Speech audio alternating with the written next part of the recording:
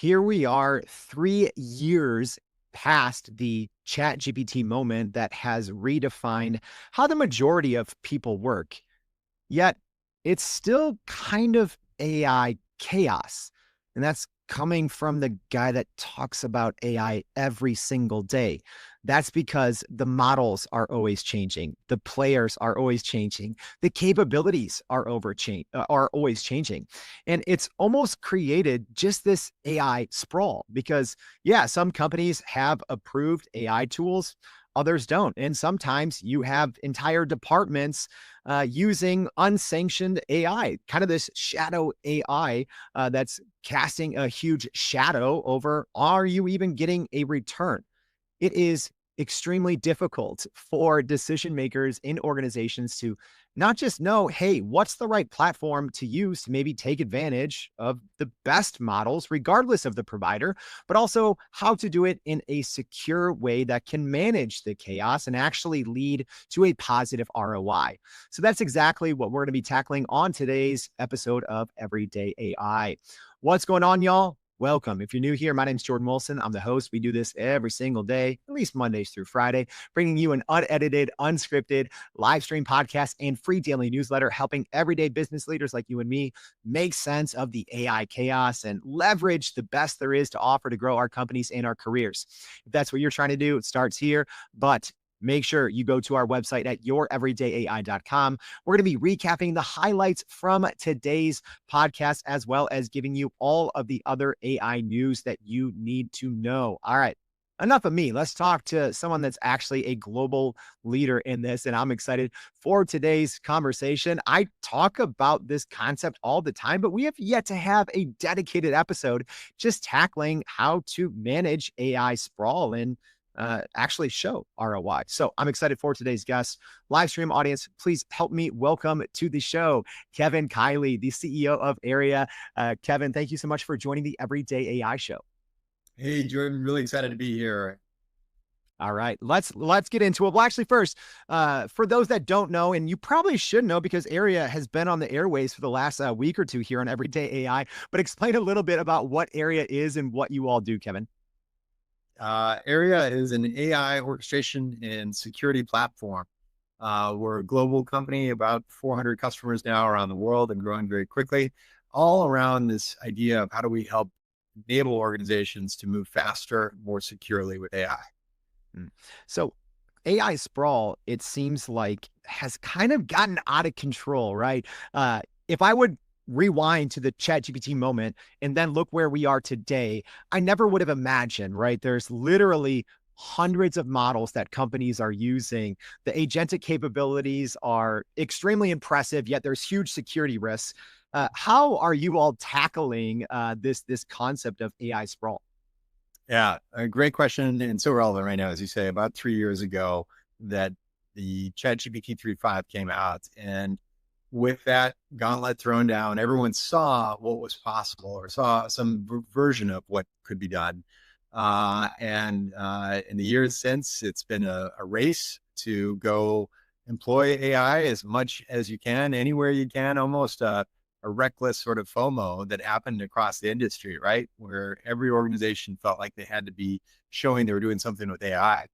That also meant that your vendors were going to start throwing a lot of AI at you and AI washing some of their existing products, trying to launch new products, maybe turning on capabilities that they didn't really communicate to you that they were enabling. You had departments doing their own thing, even employees doing their own thing. Shadow AI, as you mentioned, where perhaps a well-intended employee wants to be more productive. They want to be more impactful. So they're bringing their own chat GPT or perplexity or something to work with them and using it with their company data. Well, all of that sprawl has created the spaghetti mess that we're in now, where you've got all these different tools, each with their own management needs that may or may not be met. Yeah, that's huge security risks. You've got agents that are being created by employees, often being given the employees individual permissions, which are very broad versus maybe the agent was supposed to go do this one thing, but instead now it's been given all these capabilities to do a lot of other things that could create risk.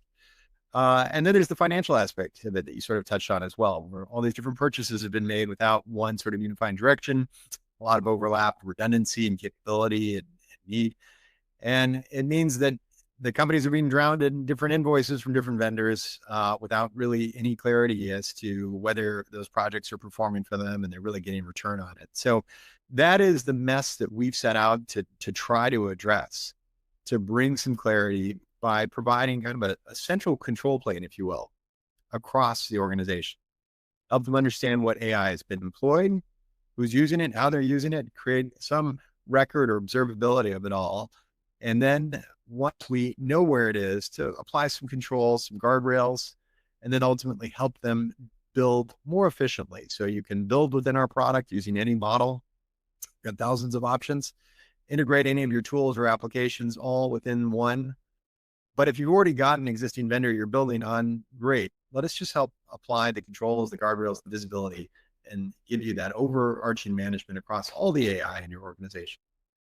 Yeah, and Kevin, I love that analogy. I'm gonna just maybe steal it because it's so good, right? Just it's like AI spaghetti, right? Like everyone's throwing AI at the wall, except they might not actually go back and see what sticks, right? Maybe they just throw it at the wall and walk away and hope that revenue goes up, productivity goes up, right? But I'm curious, when you're talking to enterprise leaders right now, what does AI sprawl actually look like on the ground?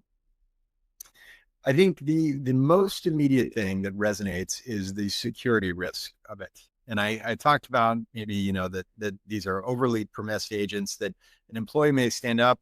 Nobody really knows what it's doing apart from that one individual. And if they leave the company, who knows? If you speak to a lot of these CIOs and even the CISOs will often acknowledge there isn't a central inventory of what's happening out there. That's the immediate concern. And that's only going to become more pronounced as we see more and more of these attacks happen. This past 90 days, we've seen a number of these in the press where, whether it was prompt injections or indirect prompt injection attacks, there's a couple of big ones that were announced just in the last 2 weeks. And I think you'll see a lot more of these scary stories starting to show up where companies are finding that they're very vulnerable because AI has been thrown out. So sort of rushed without a lot of control or visibility. So that's the most immediate concern. From there, it is often about how do we help rationalize some of the use, find a way to enable our employees to embrace it, whether you're a citizen developer who's never done any AI engineering, you're not a data scientist, et cetera, but you're really good at your one function within the business. You may be the best at finance or marketing or whatever it might be. Let's give you capabilities to build your own AI using your knowledge, and we'll take care of the plumbing bits around it that help make it more productive. All the way up to the most advanced users who really already know AI, but maybe don't want to be bogged down with doing some of that integration work. We can help with all those components. And so that's usually how we'll sort of progress our dialogue with the client, is starting with discovery, providing some security, and then enabling them to do more with AI in a controlled way. Mm. Yeah, it seems like, yeah, we're kind of referencing the, original Chat GPT moment. It seemed like, back then the model was maybe the most important thing, but fast forward to today, it's probably not. It's the scaffolding, it's the plumbing, like you talked about, that's extremely important. And another thing that's extremely important is to just call a spade here, because I talk to people all the time. I'm sure you hear it. Leaders worried, and rightfully so, about employees using unauthorized AI tools, right? Regardless of what report you look at, the stats are all over the place, sometimes up into the 90% of people using unauthorized AI tools at work. And the worst part is sometimes they're using the free version, which doesn't protect data, and employees aren't always sure of that. So, what are you seeing in terms of shadow AI behavior that maybe worries you the most? Um, it is often that well-intended employee that I mentioned who they're really trying to move up. They've got a mandate to go build their piece of the business and drive some new product launch or whatever it might be. And they are not trying to do anything that would undermine security, but they're, of course, giving the agent permissions, or maybe it's uploading sensitive data that in their context doesn't look that dangerous. But if a bad actor were to get to it, or your competition were to get to it, or someone else that could take advantage, that's where the risks really start to get introduced. And of course, at the same time, we've got this Cambrian explosion of models. You mentioned already, there's so much innovation happening out there, and so much of it is very positive. But if you look back over this past year, things like DeepSeek coming out, you don't have to look far to see all the risks that comes with it. They're pretty upfront with their terms and conditions. If you read through the legal agreement, it says you have no guaranteed confidentiality. They're going to send your data to China, and look again, the employee who's trying to just get stuff done maybe isn't taking the time to read through all that. They just know that this helps them write a better presentation or improve their analysis. These are the sort of things that you've got to give them tools. It's not enough to just say no. And I think it's almost more dangerous if you try to have some sort of prohibition in place. A lot of companies have started with that. Your employees are trying to move quickly. They're trying to make it work. They're going to find ways around it. So you have to serve something up. Better that you give them a model set that you can trust, or at least a canvas that they can work on where you've got some protections in place. Mm. That's a good point. And I think also, yes, employees are going to go out and find a solution if one isn't provided, but sometimes they might find more problems than solution, and maybe they aren't even aware of it. But, one kind of common trend that I saw, especially in 2024, what I referred to as duct tape AI, right? When you have different organizations using different models, and well, if you don't have a platform that brings it all together, that just might create more work in the long run than it's even worth. If you're doing a certain task, 30% faster, but you have to rewrite your business processes, it's not going to lead to a positive ROI. So can you talk a little about a little bit about, because one thing that I love about Airia is just the platform that allows even people, no code, low code, so kind of regardless of experience level, to use any model, right? So whether you're using Anthropic, Google, OpenAI, right, and keep it in a secure environment. So can you kind of talk about that kind of like any model, any skill level approach that you all take? Sure, absolutely. So again, back to all the innovation out there now, 2 million plus models on Hugging Face, which is crazy to think about Crazy. how fast that has exploded and the breadth of options that are out there. And again, a lot of that's really positive. There's innovation. You're going to find models that are really good at certain things that you can use and bring direct benefit to the business. But all of that means more operational complexity. They're all going through a lot of upgrades. You may get onto a model that gets deprecated sometimes in a matter of months or even weeks after it's released. Of course, there's security vulnerabilities which are continually being discovered, and having a way to see those, or at least update, manage those, is a really important part of all of this as well. So back to your question again, being able to provide almost like a model garden for your employees is an important part of this, where we could serve up a list of models that we consider to be trusted, or perhaps we've already done the procurement work behind the scenes. So you don't have to worry about putting a card in and getting all the different spend that's kind of gone out of control. Let's have a central view into where we're consuming, set budgets or even thresholds for notifications. These are all capabilities that we can provide within the platform that help bring some insight into, again, how are we using AI? Are we getting good return on it? But also being able to manage this from a project level, departmental level, which to date has been really difficult to do.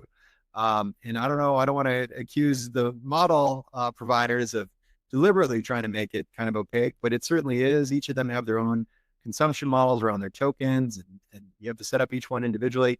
It just creates a lot of operational overhead for especially a larger company. Yeah, that's a great point, because I think it's something, in the chase for business leaders to always want to use the latest and greatest model, right?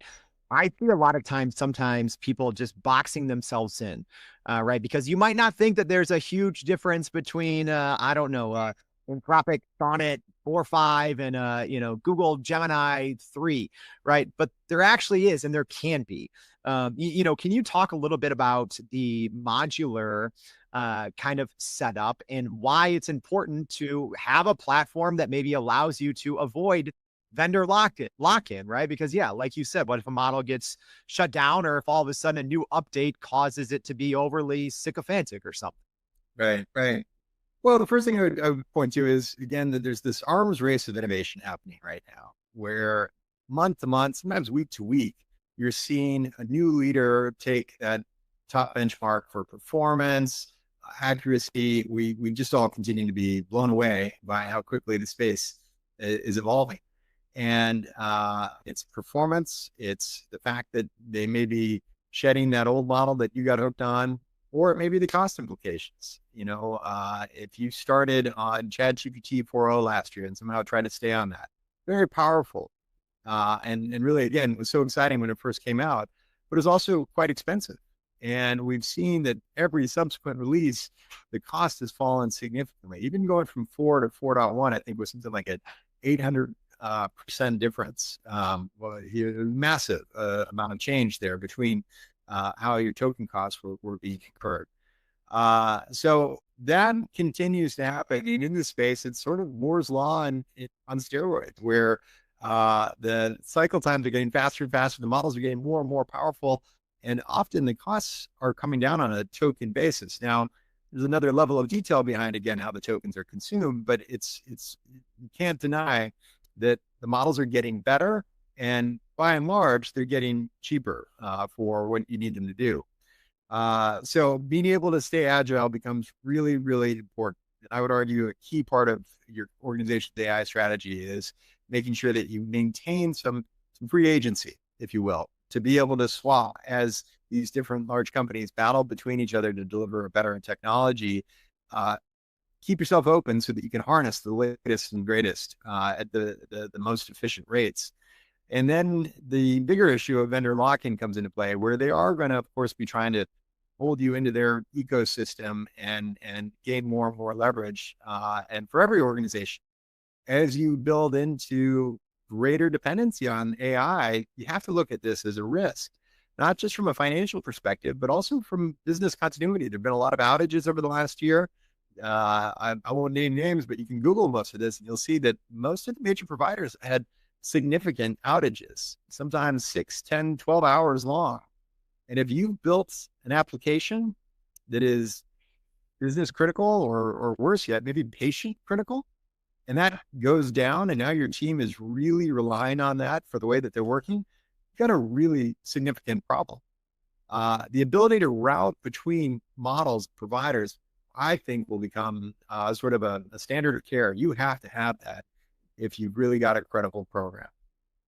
Yeah, and that ability, right? It requires a secure sandbox for people to go out, test, right? Because what a lot of people don't realize is you might look at a model like a GPT 5.1 and assume it's the same until you see a GPT 5.2 or a GPT 5.5.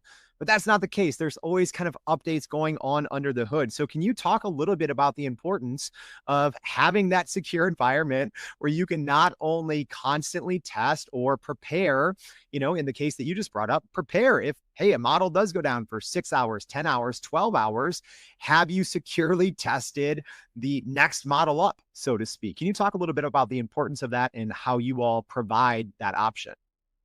Absolutely. So I think we start by looking at, and as you're building a model, have you tested the different models to see which is going to be most performative for your use case?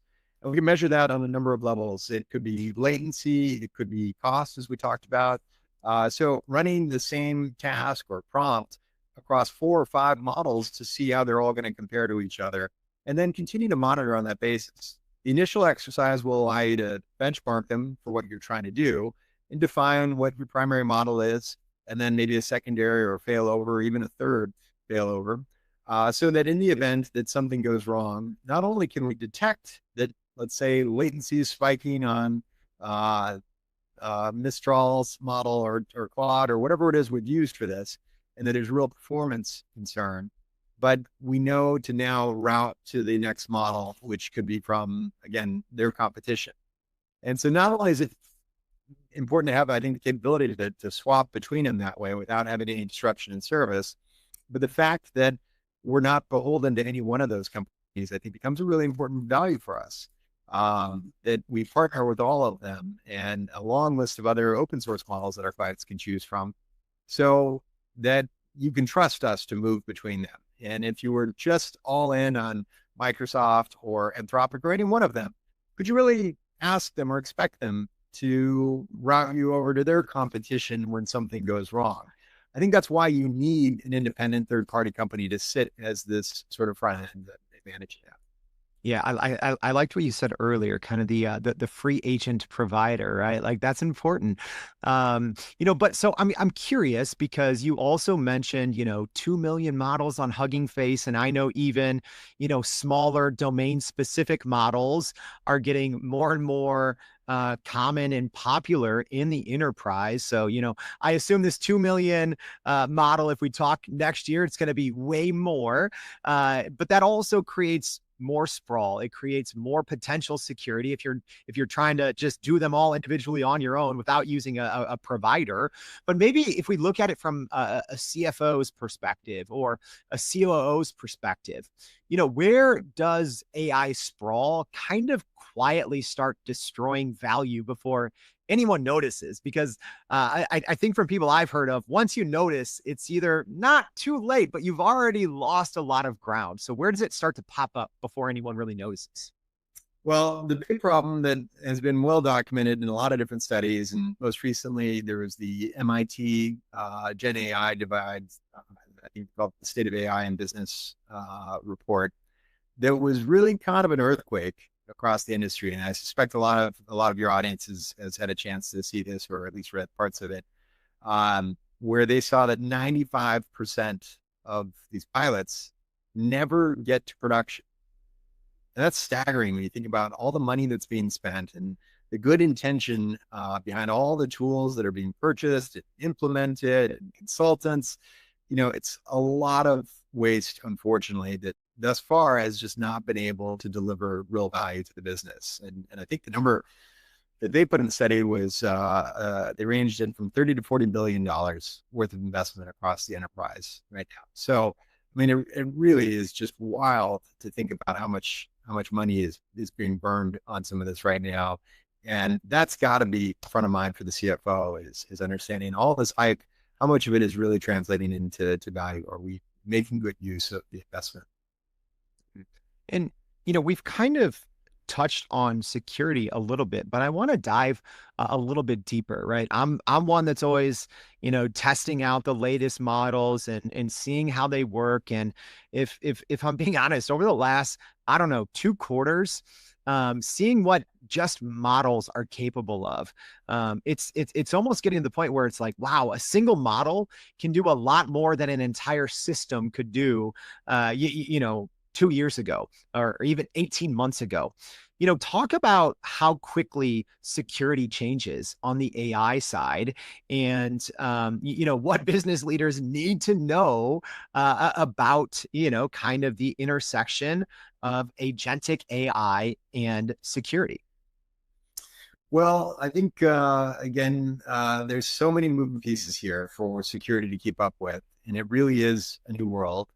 The existing stack of security tools and even methodologies that most organizations have in place today, just they weren't built for this. They never contemplated what an agent might be able to do. And so if you think about that, an agent is deliberately given some sort of goal and some autonomy to go accomplish it.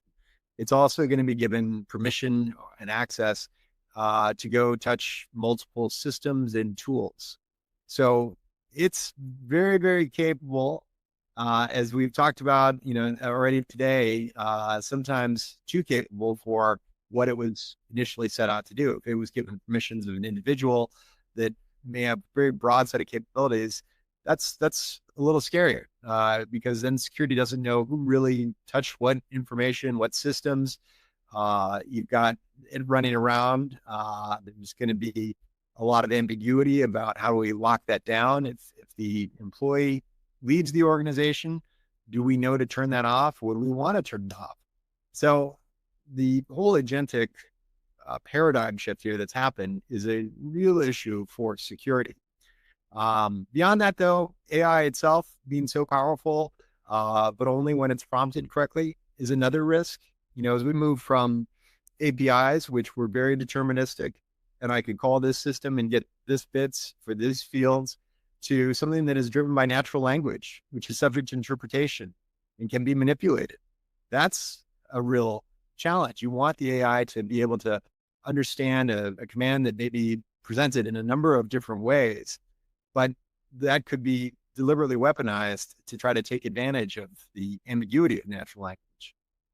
And then lastly, if I had to give a third sort of concern around this, and this is at a high level, just that AI enables a scale and a sophistication that wasn't humanly possible before, or wasn't even capable within the boundaries of computing. Now you can have swarms of agents that are going to attack your defenses and instantaneously communicate deficiencies, gaps, vulnerabilities that they're finding with each other to further manipulate those and surge attacks on certain parts of the business or your defenses that never would have been able to be coordinated at that sort of scale or velocity previously. It's very, very scary to think what AI will be capable of doing in the wrong hands. And we're already, again, starting to see some of this. As much potential as there is for good and productive outcomes, there's at least as much potential for bad with those that want to manipulate it and come in with malicious intentions. Yeah. And great example of that. Yeah, there was the recent report, the Chinese-backed, using Claude Code. Yeah, this is scary stuff, but just using off-the-shelf models, right?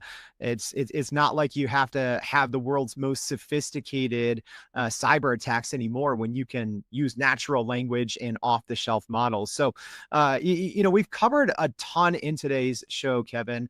Again, I'm stealing the AI spaghetti thing. That's great, but I'm wondering, as we wrap today's show, if an enterprise leader right now, and they're like, wait, something you said, this hits clearly, my organization, we're dealing with AI sprawl, or, we need to get shadow AI under control. What are the things that you would tell them to do immediately, in the next, couple of weeks, once they realize that sprawl has become a problem within their organization? Well, again, I think awareness is where it starts. So the fact that they recognize some of it is great, but truly investing in the discovery is going to be critical. So whether it's technology like ours or using some other methodology to go really identify where AI is being employed across the organization. And those could be vendors that you know about. You may just not know that they've turned on the AI inside their tool. That's a very common one. Second, there may be other decisions that have been made. Again, in this huge rush to employ AI, that a lot of people started pulling out company cards or even expensing work that they were using on other tools. And this is where you start to get into some of the shadow AI. So identifying where the AI is and then applying some protections around it. Again, you may find a lot of this is probably good work that's being done, and you want to continue to support that. And if anything, maybe fortify it, make it more durable. But I can guarantee 90% of the situations you're going to find AI that you weren't aware of, or you certainly didn't intend for, and that there is real risk behind. Such great insights, especially timely, right? As we're looking at end of year and making everyone's plans into 2026. Kevin, I think you just gave us a great roadmap on where we should start to rein AI sprawl in. So thank you so much for taking time out of your day to join the Everyday AI Show. We really appreciate it. Jordan, my pleasure. Really glad to be here today, and thank you for the opportunity to join. All right. We covered a ton of great content there, y'all. If you miss anything, don't worry. We're going to be recapping everything that Kevin just went over in our newsletter. So if you haven't already, please go to youreverydayai.com. Sign up for that free daily newsletter. Thanks for tuning in. We'll see you back tomorrow and every day for more Everyday